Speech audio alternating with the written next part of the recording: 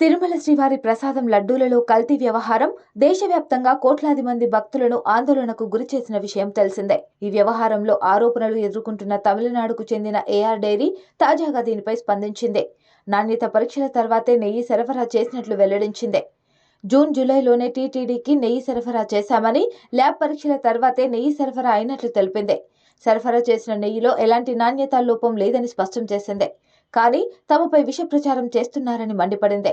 TTD కోరితే test రిపోర్టులు పంపామని, TTD తమకు ఎలాంటి రిప్లై ఇవ్వలేదని ఏఆర్ డైరీ పేర్కొంది.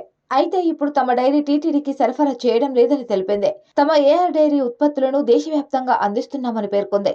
25 సంవత్సరాలుగా తాము డైరీ నడుపుతున్నామని, ఎప్పుడూ తమ డైరీపై ఇలాంటి ఆరోపణలు రాలేదని తెలిపింది.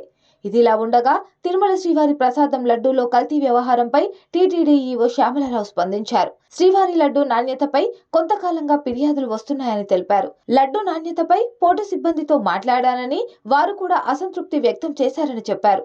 లడ్డూ నాణ్యతగా ఉండాలంటే నెయ్యి నాణ్యంగా ఉండాలని ఈవో పేర్కొన్నారు.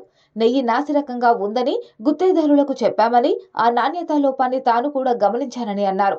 నెయ్యి నాణ్యత నిర్ధారణకు టీటీడీకి సొంత ప్రయోగశాల లేదని, నాణ్యత నిర్ధారణ కోసం బయట ల్యాబ్స్ పై ఆధారపడాల్సిన పరిస్థితి ఉందన్నారు. నెయ్యి నాణ్యతపై అధికారులు గతంలో పరీక్షలు చేయలేదని తెలిపారు.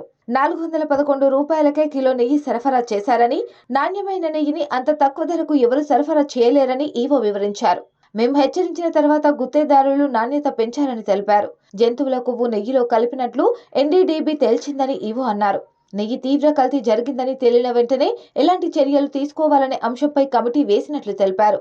75 లక్షల విలువైన నెయ్యి నాణ్యత పరికరాలను ఎన్డీడీబీ విరాళంగా ఇచ్చిందని ఈవో వెల్లడించారు. తమిళనాడుకు చెందిన ఏఆర్ ఫుడ్ సరఫరా చేసిన నెయ్యిలో కల్తీ జరిగిందని ఈవో శ్యామలరావు తెలిపారు. 4 ట్యాంకర్లలోని నెయ్యిని 10 ప్రయోగశాలలకు పంపినట్లు టీటీడీ ఈవో తెలిపారు. నెయ్యి నాణ్యత నిర్ధారణ కోసం ఎన్డీడీబీ ల్యాబ్ కు పంపినట్లు వెల్లడించారు. ఎన్డీడీబీ ల్యాబ్ అనేది చాలా ప్రముఖమైనదని, ఆ ల్యాబ్ గుజరాత్ లోని ఆనంద్ లో ఉందని తెలిపారు.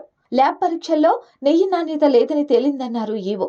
జూలై 6న నెయ్యిని ప్రయోగశాలలకు పంపామని, వారంలో ల్యాబ్ నివేదికలు వచ్చాయని తెలిపారు.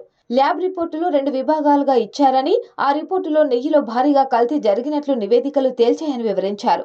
100 పాయింట్లు ఉండాల్సిన నెయ్యి నాణ్యత 20 పాయింట్లే ఉందని ఈవో శ్యామలరావు పేర్కొన్నారు. దీంతో నెయ్యిలో బాగా కల్తీ జరిగిందని తేలిపోయిందన్నారు.